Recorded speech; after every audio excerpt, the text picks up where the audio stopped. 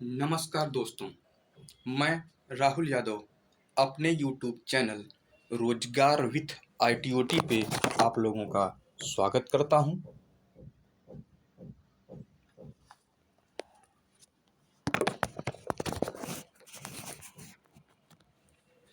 उम्मीद करता हूं कि आप लोग जहां भी होंगे स्वस्थ होंगे और मस्त होंगे। तो दोस्तों, आज की जो मैं वीडियो बना रहा हूं, यह वीडियो खास तौर से उन भाई और बहनों के लिए लाभदायक होगा जो लोग इस बार CITS में एडमिशन सत्र 2023 और 24 में या तो एडमिशन ले चुके हैं या फिर एडमिशन लेने वाले हैं। वैसे एडमिशन प्रक्रिया चल रही है।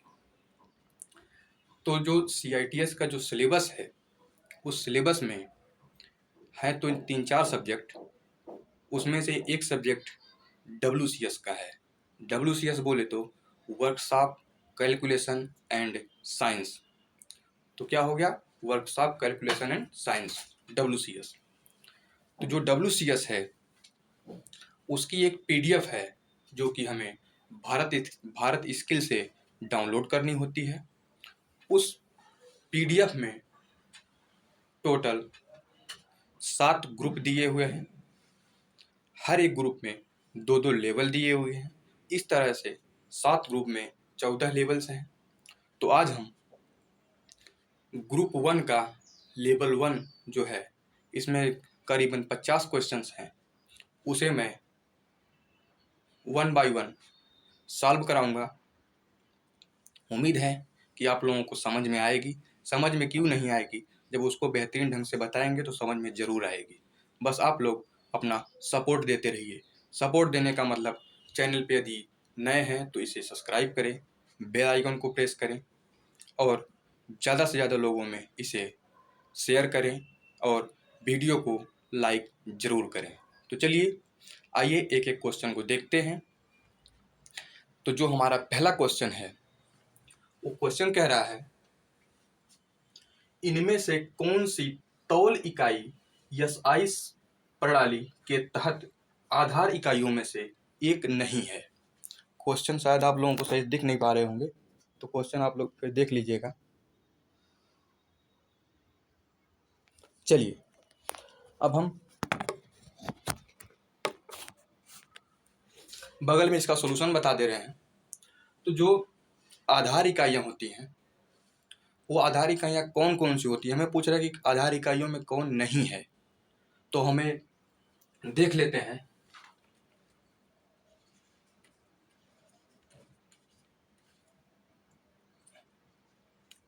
आधार इकाइयाँ में जो पहली होती है लंबाई होती है, दूसरी द्रव्यमान होती है, तीसरी समय होती है, चौथी तापमान होती है, पांचवी पदार्थ की मात्रा होती है, छठी ज्योति तीव्रता होती है, सातवीं विद्युत धारा होती है। तो पहली क्या हुई? पहली हो गई लंबाई, दूसरी होगी द्रव्यमान, तीसरा हो गया समय, चौथा हो गया तापमान, पांचवा हो गया पदार्थ की मात्रा, छठा हो गया ज्योति तीव्रता और सातवां हो गया विद्युत धारा। तो जो हमें ऑप्शन में दिया हुआ है, ऑप्शन में हमें पहला है ज्योति तीव्रता, दूसरा है पदार्थ की मात्रा, तीसरा है विद्युत धारा और चौथा है समतल कोण। तो हमें इसमें प्रकाश तीव्रता दिया है, विद्युत धारा दिया है, पदार्थ की मात्रा हमें दिया है। इसमें क्या एक हमें दिया है समतल कोण। तो समतल कोण हमारे ऑप्शन में नहीं है, इसलिए समतल कोण वाला ऑप्शन सही है। ठीक, तो जो हमारा पहला क्वेश्चन है उसका C ऑप्शन समतल कोण सही है। दूसरा क्वेश्चन, अयस्कों के संबंध में कौन सा कथन सत्य है? क्वेश्चन आप लोग देख लीजिए, अयस्कों के संबंध में कौन सा कथन सत्य है। तो आइए, अयस्क का मतलब ये होता है कि हमारी कोई भी जो धातु होती है वो धातु किन से मिलकर बनी होती है। अयस्कों से ही हमें धातु प्राप्त होती है। तो वही पूछ रहा है कि कौन सी धातु का क्या अयस्क होता है। तो आइए देख लेते हैं। धातु और फिर इधर अयस्क। जो हमारा पहला ऑप्शन दे रहा है, हेमेटाइट लोहा का अयस्क है और मैग्नेटाइट मैग्नीशियम का अयस्क है। तो जो हमारा लोहा जो होती है, लोहा का जो अयस्क है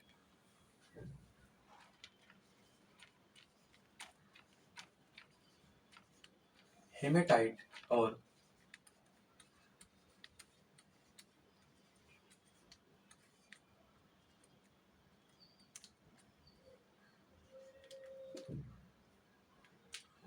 मैग्नेटाइट होता है। जो दूसरा है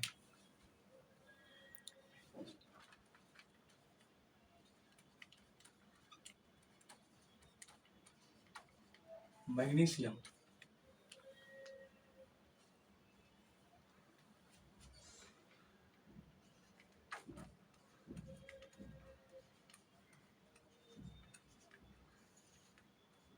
इसका मैग्नेसाइट होता है। तीसरा सीसा, इसका जो होता है गैलेना। और चौथा जो होता है, चौथा क्या है?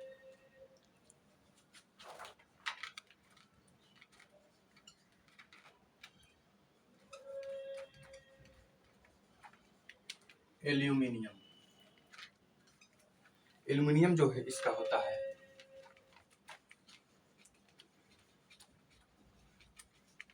बॉक्साइट। तो हम अब ऑप्शन देख लेते हैं।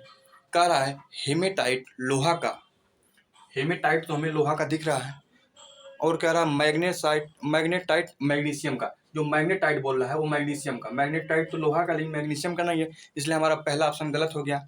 दूसरा कह रहा है हेमेटाइट और मैग्नेटाइट दोनों लोहा का अयस्क है, हेमेटाइट और मैग्नेटाइट दोनों लोहा का अयस्क है, तो हमारा दूसरा वाला भी सही दिख रहा है। तीसरा ऑप्शन कह रहा है हेमेटाइट और मैग्नेटाइट दोनों सीसा का अयस्क है। हेमे और मैग्ने बोला सीसा का, सीसा का तो गैलेना होता है, इसलिए तीसरा ऑप्शन गलत हो गया। चौथा हेमेटाइट एल्यूमिनियम का कह रहा है हेमेटाइट जो एल्यूमिनियम का है, एल्यूमिनियम का तो बॉक्साइट होता है, तो इसलिए जो हमारा दूसरा ऑप्शन, दूसरे क्वेश्चन का जो दूसरा ऑप्शन है, हेमेटाइट और मैग्नेटाइट दोनों लोहा का अयस्क है, हेमेटाइट और मैग्नेटाइट दोनों लोहा का अयस्क है, तो दूसरे का दूसरा वाला ऑप्शन हमारा करेक्ट हो जाएगा। तीसरा क्वेश्चन कह रहा है एक मोटर की गति 2000 आरपीएम है, आधा लोड 1960 आरपीएम पर है और पूरा लोड 1920 आरपीएम पर है, तो आधा लोड और पूरा लोड पर परसेंटेज ड्रॉप बताइए। क्वेश्चन देख लीजिए आप लोग। एक मोटर की गति 2000 आरपीएम है, आधे लोड पर 1960 और पूरा लोड पर 1920 है, तो आधे लोड और पूरा लोड पर परसेंटेज ड्रॉप कितना होगा। ठीक, चलिए हमारा जो मोटर है उसकी ये एक्चुअल स्पीड है वो 2000 आरपीएम है। आरपीएम का मतलब क्या होता है कि जो हमारा मोटर है, मोटर की जो स्पिंडल है, उसकी जो शाफ्ट है, वह 1 मिनट में 2000 राउंड मारेगी। क्या? 1 मिनट में 2000 राउंड मारेगी। इसका मतलब ये हो गया कि उसकी स्पीड कितना हो गई, 2000 आरपीएम। आरपीएम का मतलब होता है रिवोल्यूशन पर मिनट, मतलब 1 मिनट में 2000 रिवोल्यूशन मारेगी। ठीक, तो जब हमारा लोड ज्यादा होगा तो हमारा आरपीएम कम हो जाएगी। जिस हिसाब से लोड बढ़ता जाएगा उस हिसाब से हमारा आरपीएम कम होती चली जाएगी। तो कह रहा है पूरे लोड पे जो मतलब कोई लोड उस पर नहीं है तो उस दौरान वो कितने पे चल रही है, 2000 पे चल रही है। तो हम यहाँ पे लिख दे रहे हैं यान इक्वल टू 2000 आरपीएम। ठीक, जब हम इस पे आधा लोड दे रहे हैं तो उस दौरान इसकी जो आरपीएम हो जा रही है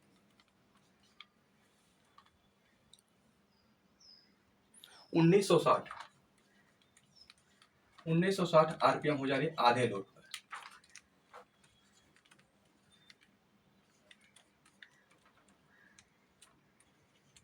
आधे लोड पर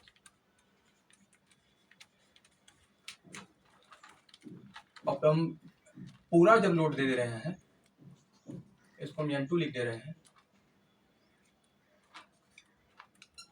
ये 1920 हो जा रही है।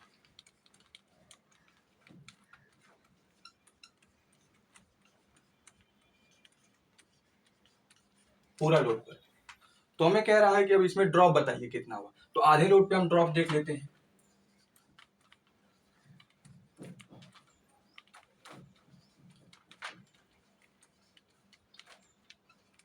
ड्रॉप, ड्रॉप का मतलब होता है कमी।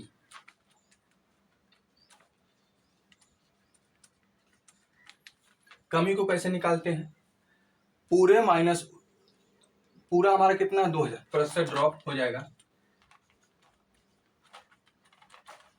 प्रतिशत ड्रॉप इक्वल टू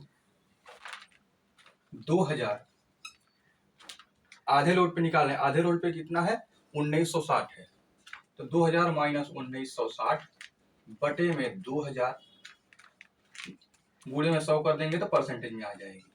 अब 2000 में से 1960 को हम माइनस करेंगे तो कितना बचेगी ऊपर 40 गुणे 100 बटे में 2000। अब यहाँ से 2 जीरो से 2 जीरो कट गया, हो गया 40 बटे 20 मतलब 2%। मतलब कि जो हमारी एक्चुअल स्पीड 2000 थी, अगर हम अपने मोटर की स्पीड को 1960 कर दें मतलब आधा लोड कर दें तो जो हमारा उसकी स्पीड में जो परसेंटेज कमी आएगी वो 2% की आएगी। ठीक, अब हम देख लेते हैं पूरे लोड पर।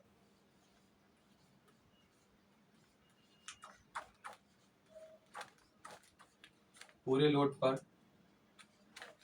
प्रतिशत ड्रॉप,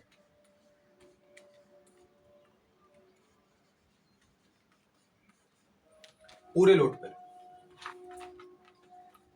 प्रतिशत ड्रॉप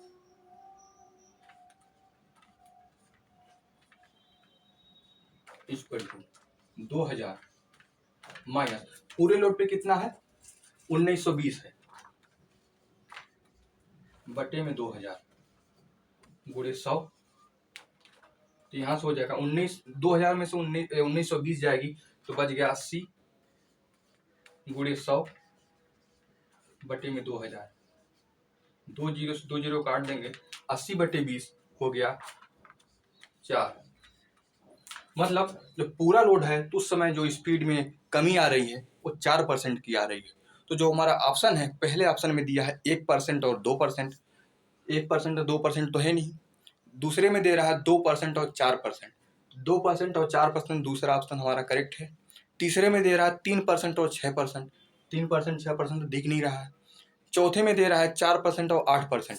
4 और 8 तो दिख नहीं रहा है। इसलिए जो हमारा तीसरा वाला क्वेश्चन है इसमें जो आंसर है 2 नंबर उसमें दिया है 2% और 4%, तो हमारा यही वाला ऑप्शन करेक्ट हो जाएगा। आप लोग देख लीजिए इसको एक बार। चलिए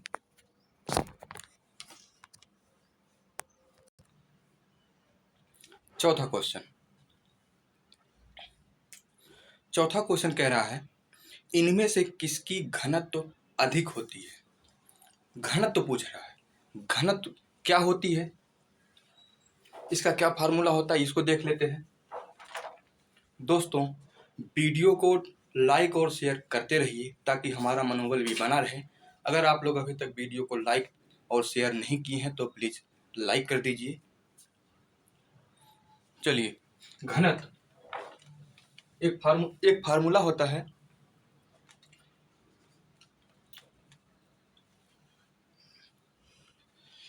घनत्व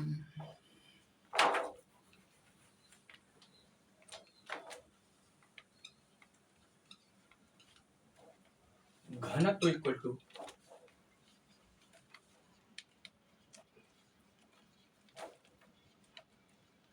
द्रव्यमान बटा में आयतन।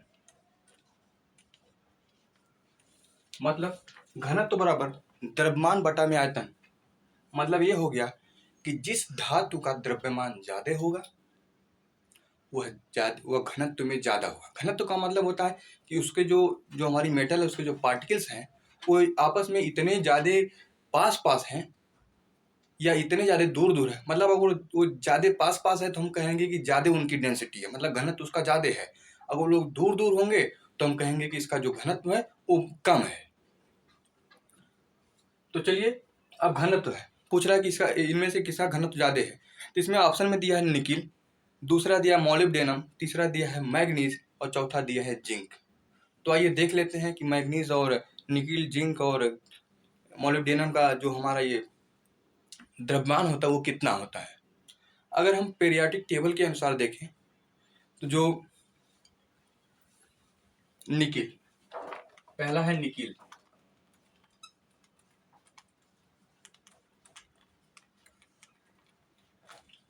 दूसरा है, इधर हम लिख देते हैं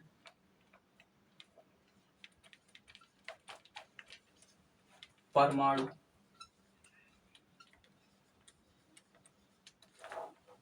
द्रव्यमान। निकिल हो गया,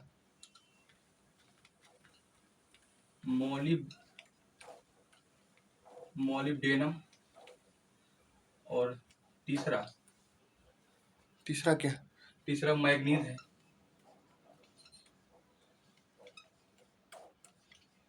मैग्नीज है, चौथा है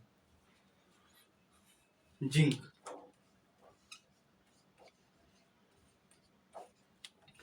अब हम निकिल, मोलिब्डेनम, मैग्नीज और जिंक हो गए। परमाणु द्रव्यमान की बात करें तो जो हमारा ये निकिल होता है इसका परमाणु द्रव्यमान जो है ये 58.69 होता है, जो AMU में होता है। 58.69 AMU इसकी ये यूनिट है। और जो मोलिब्डेनम है इसका 95.95 AMU। जो मैग्नीज है इसका 54.93 AMU और जो जिंक है इसका 65.38 AMU। तो निकिल है इसका 58 कुछ AMU है, मोलिब्डेनम इसका 95 कुछ है, मैग्नीज है इसका 54 कुछ है, जो जिंक है इसका 65 कुछ है। तो यहाँ पे हमें पूछ रहा है कि किसका जो है द्रव्यमान, किसका घनत्व तो ज्यादा है। तो यहाँ पे जिसका द्रव्यमान ज्यादा होगा मतलब उसी का घनत्व तो ज्यादा होगा। तो द्रव्यमान यहाँ पे देख ले 58, 95, 54 और 65 में सबसे ज्यादा द्रव्यमान किसका है, ये 95.95 AMU है जो कि मोलिब्डेनम का है। तो इसलिए जो हमारा मोलिब्डेनम है इसका घनत्व सबसे ज्यादा है। ठीक, उम्मीद करता हूँ कि ये बात आप लोगों को समझ में आई होगी कि घनत्व और द्रव्यमान में क्या रिलेशन है। तो क्वेश्चन नंबर 4 का दूसरा वाला ऑप्शन मोलिब्डेनम ये करेक्ट है। ठीक, पांचवा क्वेश्चन आप लोग देख लीजिए। इसमें क्या कह रहा है, चित्र के अनुसार एक भार को रैंप पर धक्का दिया जा रहा है, बल को कैसे कम किया जा सकता है। आप लोग फिगर देख सकते हैं, या ये फिगर है। चलिए,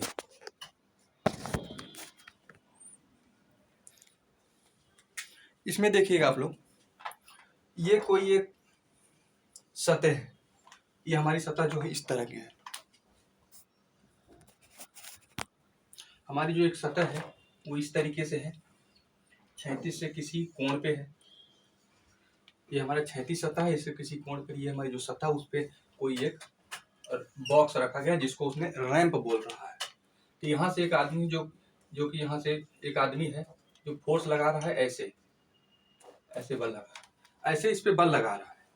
तो पूछ रहा है कि बल को हम किस तरीके से कम कर सकते हैं, बल को हम किस तरीके से कम कर सकते हैं।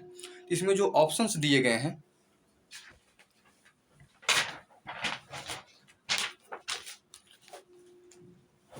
ऑप्शंस है, पहला ऑप्शन है रैंप को कारपेट से ढक करके। ये रैंप है, इस पे हम अगर हम इस पे कुछ कोई चीज डाल देते हैं, यहाँ पे कारपेट का मतलब जो है कंबल वगैरह हम इस पे डाल देंगे तो हमारे फोर्स पे कोई इफेक्ट नहीं पड़ेगा। कह रहा है कि कंबल डाल देने से बल कम हो जाएगा, ये बिल्कुल गलत है। कह रहा है रैंप की ऊंचाई को कम करके, मतलब ये जो इसकी ऊंचाई ये है इसको हम कम कर दें, तो अभी देखते हैं। और तीसरा ऑप्शन कह रहा है इसकी ऊंचाई को बढ़ा करके, इसकी ऊंचाई अगर हम बढ़ा दें तो बल कम हो जाएगा। और चौथा कह रहा है इसकी लंबाई को घटा करके, मतलब इसकी ये लंबाई है, इसको लंबाई को बोल रहा है कि घटा दिया जाए। तो जो फोर्स है ये हमारा इसकी ऊंचाई पे डिपेंड करता है कि अगर इसकी ऊंचाई जो है बहुत ज़्यादा हो जाएगी तो हमारा जो बल है वो बढ़ जाएगा। अगर हम इसकी ऊंचाई को कम कर दें तो हमारा बल हो सकता है कि घट जाए। तो इसमें हमारा जो क्वेश्चन पांचवा है, इसका जो आंसर है वो पांचवें का दूसरा ऑप्शन करेक्ट हो जाएगा कि अगर हम इसकी रैंप की अगर हम ऊंचाई को कम कर दें, मतलब ये बल प्रोपोर्शनल टू 1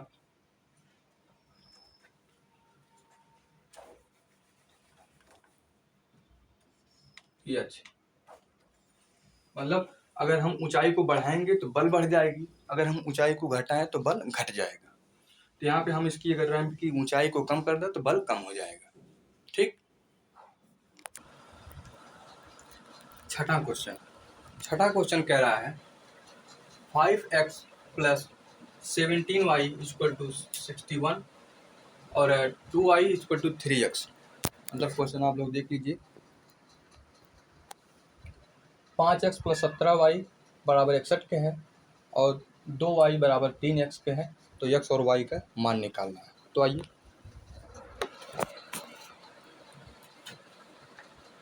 छठा question, 5x plus 17y equal to 61 के, यहाँ पे दिया 3x इक्वल टू 2y, तो यहाँ से हम ले लेंगे 3x minus 2y equal to 0। अब हमें यहाँ से एक्स वाई का मान निकालना है, तो हम यहाँ पे x की वैल्यू x के बराबर कर देते हैं या फिर y की वैल्यू y के बराबर करके एक्स वाई का मान निकाल लेंगे। तो हम x के बराबर x को कर दे रहे हैं, मतलब ऊपर वाले में हम 3 से गुणा कर दें और नीचे वाले में 5 से गुणा कर दें तो 3 बचे 15x हो जाएगा और नीचे भी 5 से 15x हो जाएगा, तो दोनों माइनस कर देंगे, कट जाएगा। तो यहाँ पे 3 बचे 15x प्लस 17 तिया 51y इक्वल टू 3 एकड़ 3 और 3 6 18 इतना हो गया। और 3 और 5 तिहाई 15x माइनस 5 दूनी के 10y इक्वल टू 5 में 0 को गुणा करेंगे 0 हो जाएगा। फिर यहाँ तक हम इसको माइनस कर देंगे, माइनस ये यहाँ पे प्लस है तो माइनस, यहाँ माइनस है तो ये हो जाएगा प्लस, और फिर यहाँ पे ये माइनस, मतलब पहले वाले में से दूसरे वाले को, ये अगर हमारा पहला वाला है तो पहले वाले में से हम दूसरे वाले को घटा रहे हैं, ये कट जाएगा, plus Y minus plus 15y और माइनस 15y कट जाएगा। अब यहाँ पे ये 51y है और नीचे 10y है, हो जाएगा 61y इक्वल टू, अब ये 183 में से 0 आएगा, 183 ही बचेगा, इतना हो गया। तो y इक्वल टू 183 बटे में 61, तो भाग देंगे तो 3 बार जाएगा, मतलब y की वैल्यू जो आई हमारी वो 3 आ गई। अब हम इसी y की वैल्यू को हम ऊपर वाले में या किसी में रख देंगे, हम इसमें रख दे रहे हैं 3x माइनस 2 गुणे y की जगह पर हम कितना रखेंगे 3 इक्वल टू 0। तो यहाँ तो जगह 3x इक्वल टू, यहाँ पे माइनस अभी रखें, 2 3 के 6 equal to 0, 3x equal to उधर 6 जाएगा तो प्लस में हो जाएगा, x बराबर 6/3 इक्वल टू 2। यक्स बराबर कितना आ गया? 2। मतलब यक्स बराबर 2 आ गया, वाई बराबर 3 आ गया। आप लोग देख लीजिए, एक्स बराबर 2 और वाई बराबर 3 के। ठीक, तो जो ऑप्शन में है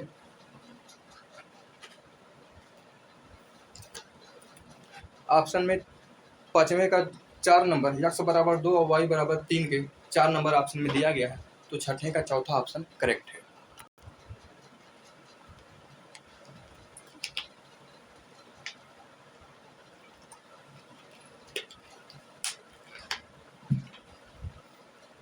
आइए देखते हैं सातवां क्वेश्चन क्या कह रहा है।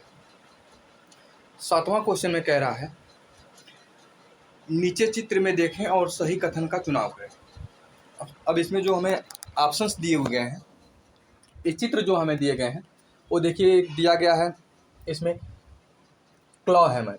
क्लॉ हैमर जो है उसके सामने एक फिगर दिया हुआ है, उसमें बीच में जो है वो फलक्रम दिया हुआ है और किनारे में एक तरफ लोड है, दूसरे तरफ इफर्ट है। और उसी के बगल में दूसरा चित्र दिया है जिसमें दिया है व्हील बैरो लिखा है।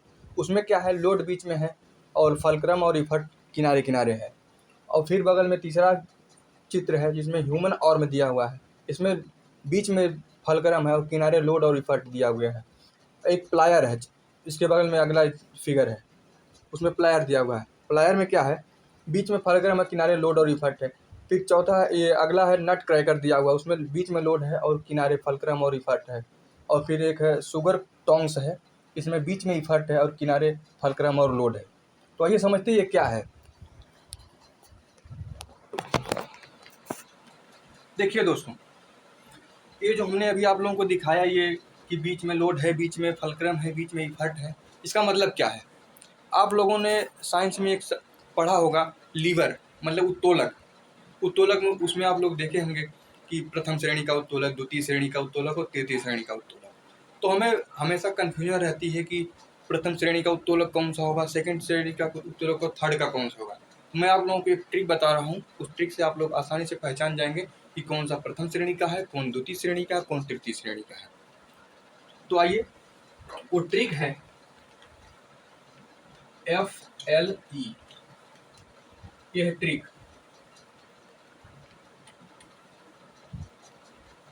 ये ट्रिक हमारी है, ठीक, ये हमारी ट्रिक है।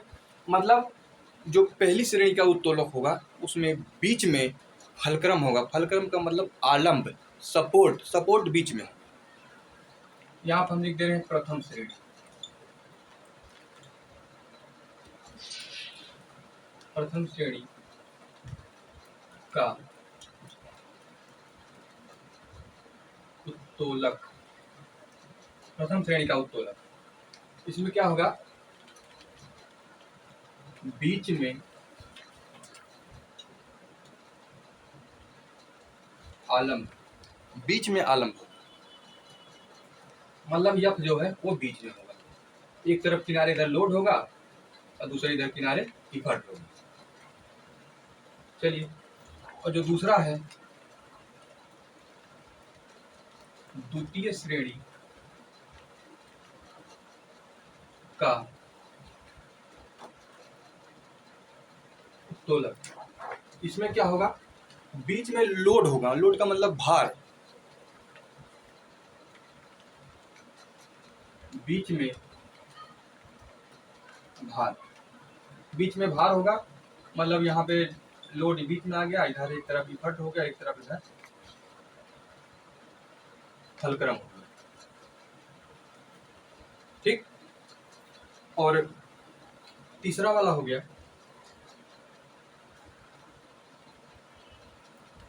तृतीय श्रेणी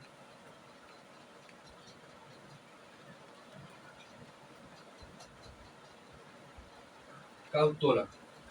इसमें कहा बीच में इफर्ट हो गया।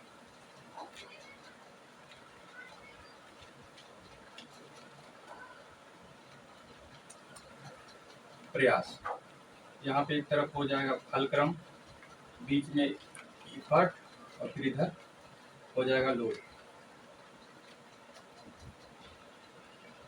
आलम, भार और प्रयास। हमने तो बता दिया कि बीच में एक बार की फलक्रम हो गया तो प्रथम श्रेणी, और बीच में लोड हो गया तो द्वितीय श्रेणी, और बीच में इफर्ट हो गया तो तृतीय श्रेणी। आइए देखते हैं कि फलक्रम और इफर्ट और लोड होता क्या है। मान लीजिए हमारे पास एक कोई एग्जाम्पल है।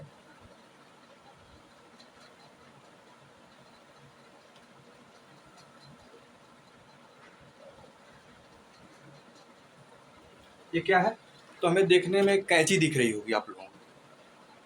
तो हम लोग क्या कैंची जो होती है उसमें हम जो लोड इफर्ट लगाते हैं हम लोग यहाँ से दबाते हैं, ठीक। यहाँ हम लोग इस पे इफर्ट लगाएंगे, हम लोग यहाँ से अपना इफर्ट लगाएंगे, ठीक। तो यहाँ से ये रोटेट करती है यहीं से, तो यहाँ बीच में क्या होता है, फलक्रम हो जाता है। और फिर यहाँ पे क्या होता है कि कपड़े वगैरह कटते हैं, तो यहाँ पे हो जाएगा क्या, लोड हो जाएगा। मतलब यहाँ से हमने प्रयास किया, यहाँ पे कपड़ा कटा और बीच में क्या है, यहाँ से सपोर्ट यहीं से उसको मिलता है, तो क्या हो गया, बीच में फलक्रम, एक तरफ इफर्ट दूसरी तरफ लोड, तो बीच में फलक्रम आ गया। फलक्रम जब बीच में आ गया तो कौन सी श्रेणी का उत्तोलक हो गया, ये पहली श्रेणी का उत्तोलक हो गया।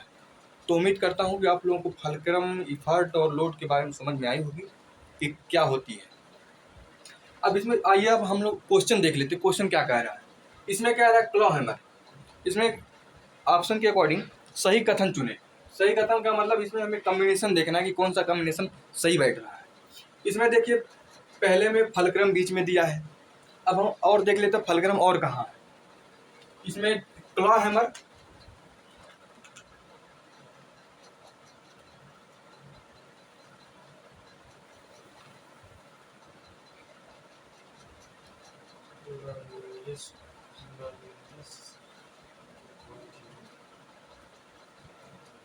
क्लॉ हैमर और ह्यूमन आर्म,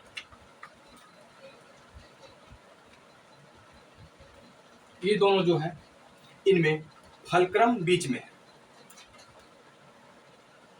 फलक्रम जो है वो बीच में है,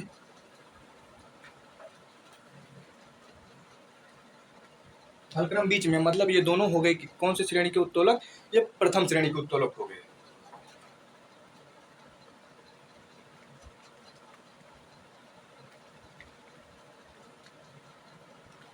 ये दोनों प्रथम श्रेणी के उत्तोलक हो गए। और फिर अगला एक और दे रहा है, व्हील बैरो और नट क्रैकर।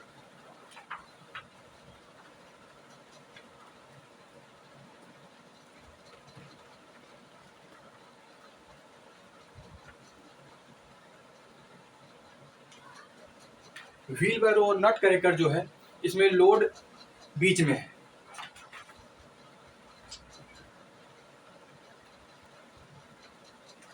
जब लोड बीच में आ गया तो ये सेकंड श्रेणी का उत्तोलक हो गया। द्वितीय श्रेणी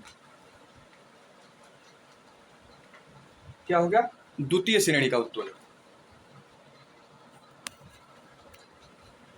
और एक फलक्रम हो गया, लोड हो गया, फलक्रम हो गया, लोड हो गया। और एक तीसरा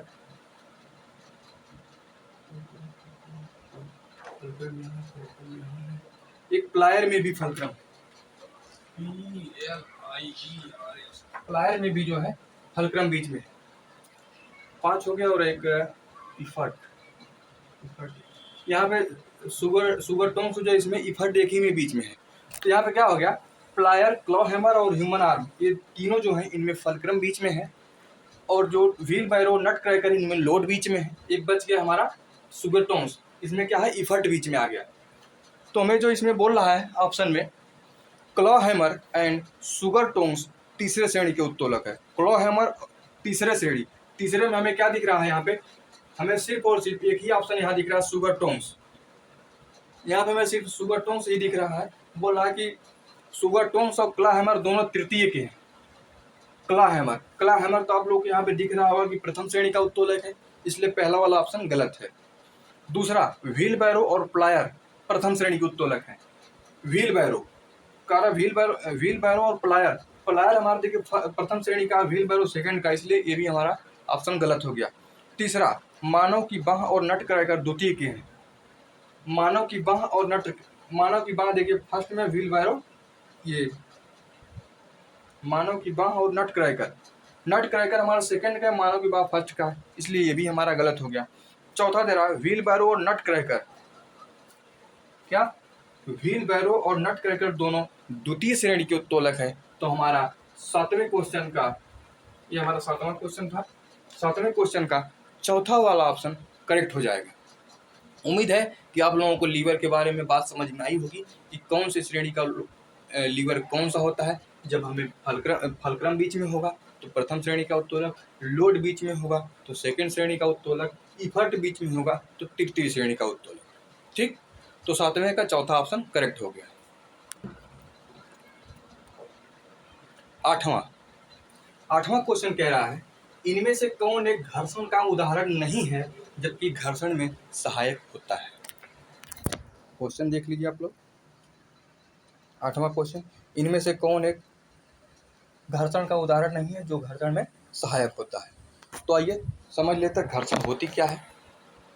देखिए दोस्तों, जब दो बॉडी होती है, दोनों ठोस होती है, तो ही वहाँ पे घर्षण हमें नॉलेज में आती है। जब वहीं कहीं हमारे पास दो बॉडी हो, मतलब फ्लूइड हो, मतलब वो तरल पदार्थ हो, वहाँ पे घर्षण ना करके वहाँ पे विस्कोसिटी आ जाती है। और जब वहीं हमें ठोस और फ्लूइड हो तो उनमें जो हमारे घर्षण आते हैं वहाँ पे घर्षण ना करके हम वहाँ पे ड्रैग बोलते हैं। देखिए, ये हमारा कोई एक बॉडी है, किसी एक समतल सतह पे ऐसे रखी है, इस पर हमने यहाँ पे फोर्स लगाया इधर। हम जैसे ही, ये बॉडी है, ये हमारी एक सरफेस है, सरफेस हमारी एक बॉडी रखी गई है। जैसे ही हम सरफेस पर तुरंत बॉडी को रखे हैं, तुरंत ये जो बॉडी है इस सरफेस को दबाएगी और ये सरफेस बॉडी को दबाएगी। ये बॉडी, इसका जो मास है वो mg नीचे की तरफ काम करेगा और जो रिएक्शन है आर्यन वो ऊपर की तरफ काम करेगा। आर्यन रिएक्शन है और जो mg मास, mg जो वेट है, ये वस्तु का वेट है। हम जैसे ही सरफेस पे रखे तुरंत mg वेट से वस्तु ने सरफेस को दबाई और फिर सरफेस ने आर्यन रिएक्शन से इस बॉडी को ऊपर की तरफ ढकेला, जिससे ये दोनों आपस में बैलेंस हो गए। अब क्या हुआ, हमने इस पे फोर्स लगा दिया, या फोर्स हमने लगा दिया। जैसे ही हमने इधर इस पे फोर्स लगाया, वैसे ही तुरंत इस बॉडी और इस सरफेस के बीच में एक प्रतिरोधी बल उत्पन्न हो जाता है, जिसे हम घर्षण कहते हैं। तो घर्षण इस सरफेस और इस बॉडी के बीच में जो एक स्पर्श सतह है, उसी पे ही ये हमारा फ्रिक्शन काम करता है। मतलब घर्षण जो है ये स्पर्शी बल होता है। अगर हम बल को इधर लगाए हैं तो ये घर्षण इधर लगने लग रहा है। अगर हम यही बल को इधर लगाते, जैसे अगर हम इस तरह लगा देते ऐसे ही, अगर हम बल को इधर कर देते तो ये घर्षण हमारा इधर की तरफ लगने लगा। ठीक, घर्षण को स्मॉल एफ से डिनोट करते हैं, फ्रिक्शन। ठीक, तो इस तरह होता है। तो घर्षण क्या हुआ, जब हम किन्हीं दो ठोस बॉडी के बीच में मोशन कराते हैं तो उनके बीच में मोशन के दौरान मोशन ना हो, इसके लिए एक विरोधी बल उत्पन्न हो जाता है, जिसे हम घर्षण कहते हैं। तो यहाँ पे हमें दे रहा है ऑप्शन में, इनमें से कौन एक घर्षण का उदाहरण नहीं है जो कि सहायक होता है। मतलब घर्षण का उदाहरण नहीं है फिर भी घर्षण में सहायक होता है। तो ऑप्शन है कार में ब्रेक। जो ब्रेक है बिना घर्षण के लग ही नहीं सकता है। दूसरा है इंजन सिलेंडर में पिस्टन, मतलब जो पिस्टन हो, इंजन सिलेंडर में जो पिस्टन लगता है उसमें क्या हो, उसको घर्षण के लिए क्या है। और तीसरा है जूते के नीचे ट्रेड। और चौथा है रोड पर चल रहे कार। देखिए, हम खड़े हैं या चल फिर रहे हैं या लिख रहे हैं, कुछ भी कर रहे हैं, बिना घर्षण के हम ना तो चल सकते हैं, ना दौड़ सकते हैं, और ना ही खड़े हो सकते हैं, ना ही लिख सकते हैं। तो घर्षण हमारे लिए फायदा भी है और नुकसान भी है। ठीक, तो यहाँ पे बोल रहा है कि रोड पर चल रहे कार टायर में, जब हम रोड पे चल रहे हैं तो घर्षण के बिना चल नहीं सकते, इसलिए वाला ऑप्शन हमारा गलत हो गया। और फिर जूते के नीचे ट्रेड, हम खड़े हैं रोड पे, तो वहाँ पे भी घर्षण की वजह से हम खड़े हैं, घर्षण ना रहता तो खड़े ना हो पाते। और फिर उस ऊपर है कार में ब्रेक, बिना घर्षण के ब्रेक लग ही नहीं सकता है। तो ये 3 ऑप्शन हमारे गलत हो जाते हैं, जो कि ये घर्षण वाले हैं, लेकिन कह रहा है कौन घर्षण के लिए नहीं है लेकिन सहायक होता है। जो सिलेंडर में जो पिस्टन होता है वो घर्षण का उदाहरण है नहीं, लेकिन घर्षण में सहायक जरूर होता है।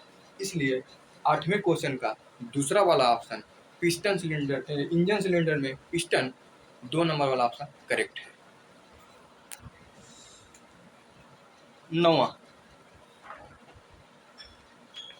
9वां कह रहा है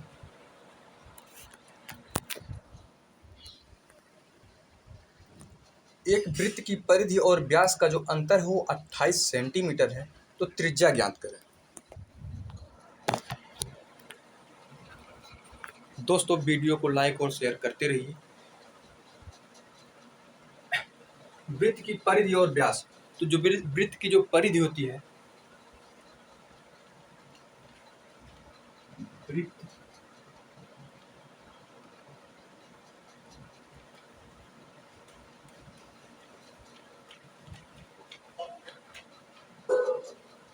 ये हमारे पास कोई एक वृत्त है, इसकी हम त्रिज्या अगर r ले लें, इसकी जो परिधि होती है, परिधि मतलब इसका पूरा एक, इसकी जो लंबाई है, जैसे मान लीजिए हमारे पास ये कोई तार है, इसकी जो लंबाई l है, इसी l लंबाई की जो तार है, इसी को अगर हम गोलाकार आकृति दे दें, जैसे इस तरह, जैसे इस तरह अगर हम आकृति दे दें तो यही वृत्त बन जाती है। तो ये जो यल है यही हमारा क्या होता है, गोले का जो रूप ले लेता है, ये यल बराबर 2πr हो जाती है अगर त्रिज्या r है तो। ठीक, तो वृत्त की परिधि कितनी हुई, l बराबर 2πr, और इस यहाँ पे हमें बोल रहा है व्यास, वृत्त का व्यास, व्यास इक्वल टू त्रिज्या r है तो व्यास कितना हो जाएगा, त्रिज्या का दूना व्यास होता है, तो व्यास हो जाएगा 2r। अब हमें कह रहा है वृत्त की परिधि और व्यास का जो अंतर है वो 28 सेंटीमीटर है, तो यहाँ पे हो जाएगा वृत्त की परिधि माइनस वृत्त का व्यास इक्वल टू कितना कह रहा है, 28 सेंटीमीटर। वृत्त की परिधि कितना हो गया, 2πr minus 2r equal to 28 के, तो यहाँ से अगर हम 2r कॉमन ले लें तो हो जाएगा पाई माइनस 1 इक्वल टू 28 के। ठीक, यहाँ से हमें r निकालना है, r बराबर हो जाएगा 28 बटे में 2 ब्रैकेट में pi minus 1, r equal to 28 बटे में 2, पाई का मान होता है 3.14 माइनस 1। ठीक, पाई का मान 3.14, तो यहाँ से ये हो जाएगा, 2 से हम इसको काट दें, ये हो जाएगा 14, r बराबर 14 बटे में 3.14 में से 1 घटा देंगे तो यहाँ हो जाएगा 2.14। ठीक,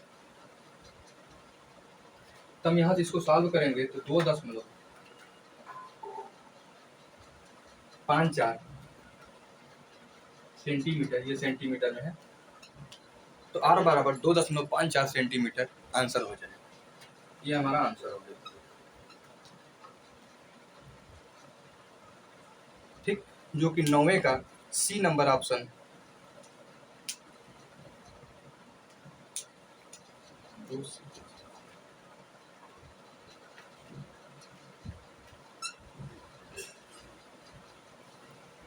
छः 6.54 ये हमारा ऑप्शन है। ठीक,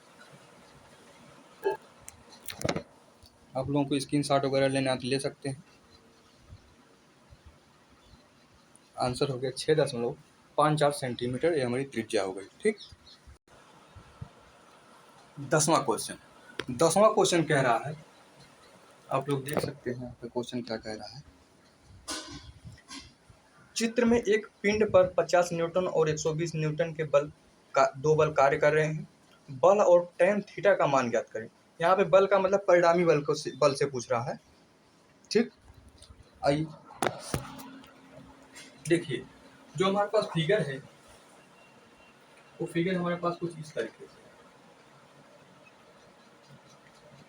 ये थीटा हो गया, ये हमें 120 न्यूटन दिया हुआ है, ये है, और ये 50 न्यूटन, ये हमें यह दिया है जो कि पूछ रहा है।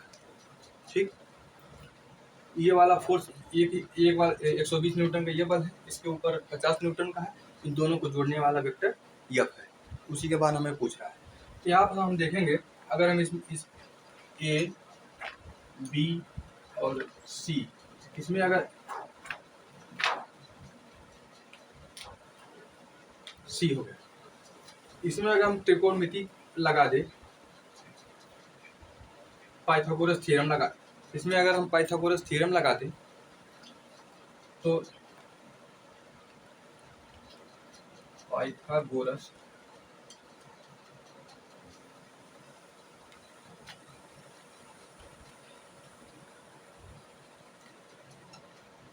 प्रमेय के अनुसार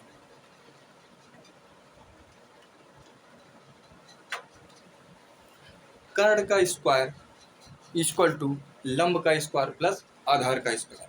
हमें कैसे ये पता चल पाता है कि कोई भी समकोण त्रिभुज है उसमें लंब कौन सी होती है?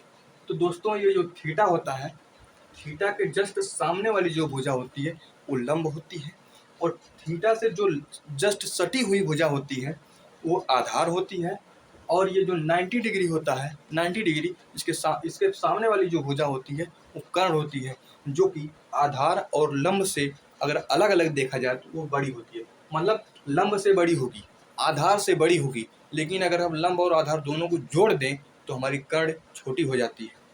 ठीक, तो 90 के सामने वाली कर्ण हो गई। तो यहाँ पर हम देखेंगे यफ का स्क्वायर मतलब कर्ण का स्क्वायर,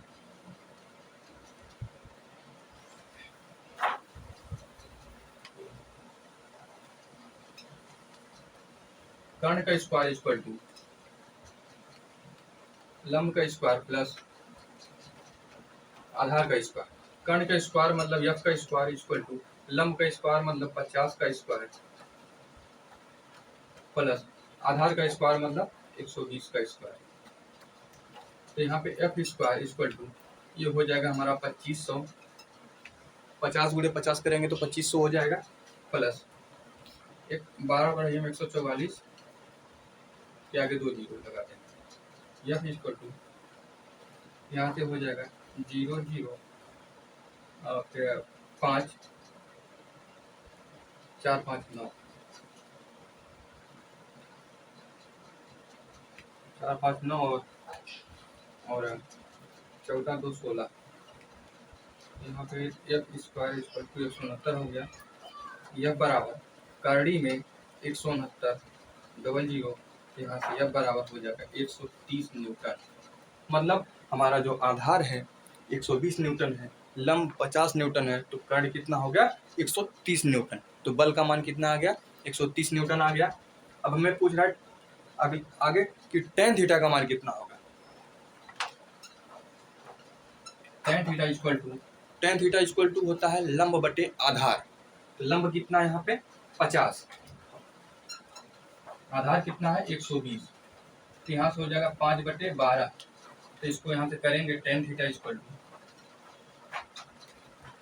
थीटा इक्वल टू ये हो जाएगा 0.4167, 0.4167, ये हमारा हो गया tan थीटा का मान। ये हमारा हो गया बल का मान। तो दोस्तों, ये हो गया हमारा, ये 10वां क्वेश्चन था, 10वां क्वेश्चन था। तो दोस्तों, आज की वीडियो यहीं तक रखते हैं, 10 ही क्वेश्चन। उम्मीद करता हूं कि आप लोगों को ये वीडियो समझ में आई होगी। कोई भी अगर सुझाव होगा तो कमेंट बॉक्स में ज़रूर दीजिएगा। वीडियो आप लोगों को कैसी लगी कमेंट बॉक्स में अपना सुझाव ज़रूर दीजिएगा। जाते जाते आप लोगों को वीडियो लाइक और शेयर ज़रूर करिए। चैनल पर अगर नए हैं तो सब्सक्राइब ज़रूर करें। हमारी अगली वीडियो आने तक आप लोग मस्त रहें, अपने अपने काम में व्यस्त रहें। थैंक यू दोस्तों।